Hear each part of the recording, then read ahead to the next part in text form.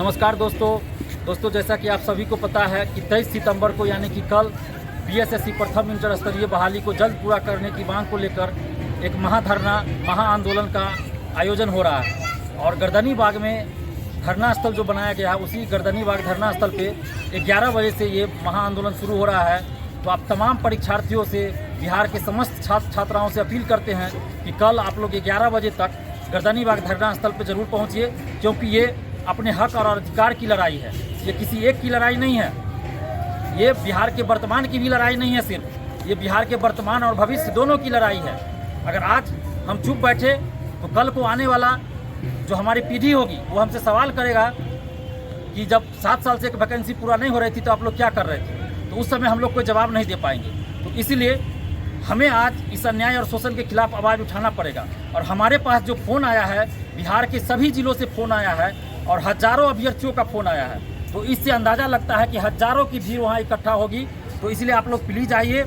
और छात्राओं से भी विशेष रूप से अनुरोध है कि आप लोग भी आइए, क्योंकि बहुत सारी छात्राओं का भी फ़ोन मेरे पास आया है। वो लोग आ रही हैं, कोई सिवान से, कोई छपरा से, कोई नालंदा से, कोई दरभंगा से, मुजफ्फरपुर से, हर जिला से छात्र छात्राएँ आ रहे हैं। तो आप लोग प्लीज़ आइए। जो लोग अभी सोच रहे थे कि जाए ना जाए, तो अपना डिसीजन एकदम कन्फर्म कर लीजिए कि आपको आना ही है। अगर आप कल नहीं आते हैं तो कल के बाद आपको कोई अधिकार नहीं होगा कि आप नीतीश सरकार को या बीएसएससी को इस बात के लिए जिम्मेदार ठहराए, दोषी ठहराए कि 7 साल से ये वैकेंसी पूरी नहीं हो रही है। क्योंकि जब आप अपने हक और अधिकार के लिए आवाज़ नहीं उठा सकते हैं तो आप सरकार पे भी आरोप नहीं लगा सकते हैं। ये लोकतांत्रिक देश है। लोकतांत्रिक देश में जनता का भी कर्तव्य होता है। अगर सरकार कुछ गलत कर रही है तो उसके खिलाफ आवाज़ उठाना भी पड़ता है। आप जेपी आंदोलन को याद कर लीजिए। जेपी आंदोलन बिहार में क्यों हुआ था? क्योंकि सरकार तानाशाही हो गई थी, और उस तानाशाही सरकार का तख्ता पलट करने के लिए बिहार में छात्र आंदोलन हुआ, जेपी आंदोलन। और उस छात्र आंदोलन के बाद ही केंद्र सरकार की तानाशाही सरकार का तख्ता पलट हो गया। आप भारत छोड़ो आंदोलन को याद कीजिए, उसमें भी बिहार में छात्र आंदोलन की क्या भूमिका थी। तो बिहार के छात्राओं अपनी शक्ति को पहचानिए, अपनी अंतरात्मा से पूछिए कि क्या आपके साथ गलत नहीं हो रहा है। अगर आपको लगता है कि आपके साथ गलत नहीं हो रहा है तो फिर आप चुपचाप घर में बैठिए। लेकिन अगर आपकी अंतरात्मा ये कह रही है कि बिहार में छात्र छात्राओं के साथ गलत हो रहा है, 7 साल से एक वैकेंसी पूरा नहीं हो पाई, तो ये अन्याय है, शोषण है, ये बहुत बड़ा अपराध है। अगर आपकी अंतरात्मा ऐसा कहती है तो कल आप 23 सितंबर को 11 बजे गर्दनी बाग धरना स्थल पर जरूर पहुँचिएगा। और बिहार के किसी भी परीक्षा में आप देख लीजिए, कोई पारदर्शिता नहीं है। किसको कितना मार्क्स आया कुछ पता नहीं चलता है। और हम चाहते हैं कि बिहार के सभी प्रतियोगी परीक्षाओं में पारदर्शिता आए। इसके लिए OMR शीट का कार्बन कॉपी क्वेश्चन बुकलेट परीक्षा के समाप्ति के तुरंत बाद दिया जाए, आंसर की जारी किया जाए, और रिजल्ट प्रकाशन के साथ ही कटअप और सभी परीक्षार्थियों का मार्क्स जारी किया जाए। ये नहीं कि फाइनल रिजल्ट आ गया, ज्वाइनिंग हो गया, तब आप रिजल्ट दे रहे हैं, ये मार्क्स बता रहे हैं, ये ऐसा नहीं होना चाहिए। सब कुछ प्रक्रिया से होना चाहिए। जब बीपीएससी क्वेश्चन दे सकती है तो फिर बीएसएससी को क्वेश्चन देने में क्या आपत्ति है।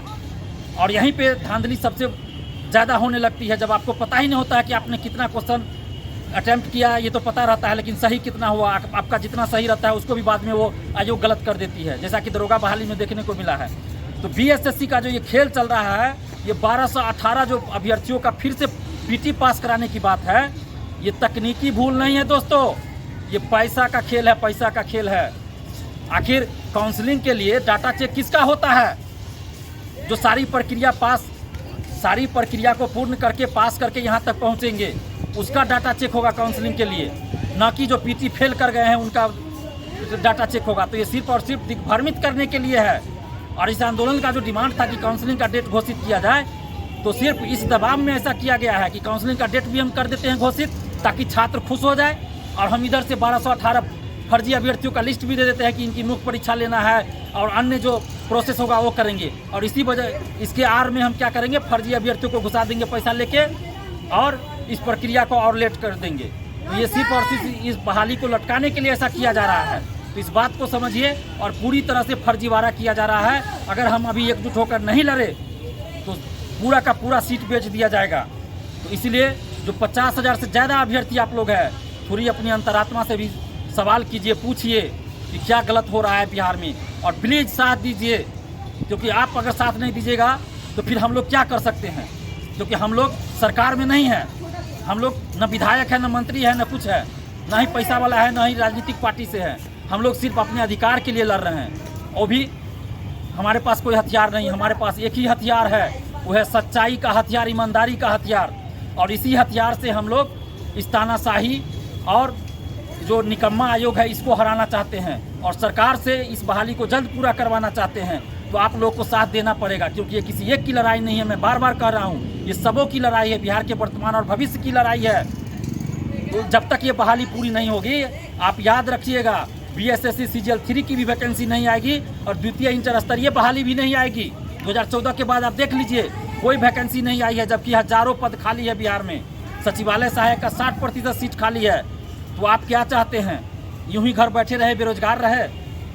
आपको फैसला करना है कि कल आपको आना है अपने हक और अधिकार के लिए लड़ने या नहीं। और संविधान में जो हमें मौलिक अधिकार दिया गया है अपने हक और अधिकार के लिए शांतिपूर्वक धरना प्रदर्शन आंदोलन का, तो हम अपने उस अधिकार का प्रयोग करते हुए आंदोलन कर रहे हैं। तो इस बात को ध्यान रखिएगा और कल जरूर आइए। हम आप लोगों से हाथ जोड़ के विनती कर रहे हैं, बार बार हम विनती कर रहे हैं कि प्लीज़ एक बार आप लोग आ जाइए, नहीं तो फिर बार बार इस तरह से अन्याय और शोषण हमारे साथ, हमारे बच्चों के साथ, हमारे आगे आने वाली पीढ़ी के साथ, हमारे भाई बहनों के साथ, हमारे भतीजा भतीजी के साथ, सबके साथ इस तरह का अन्याय और शोषण होते रहेगा। तो कब तक ये अन्याय और शोषण आप बर्दाश्त कीजिएगा? प्लीज़ एक बार कम से कम अपनी अंतरात्मा की आवाज़ सुनिए और 23 सितंबर को यानी कि कल आप लोग धरना स्थल गर्दनीबाग जरूर आइए 11 बजे तक। धन्यवाद। जय हिंद।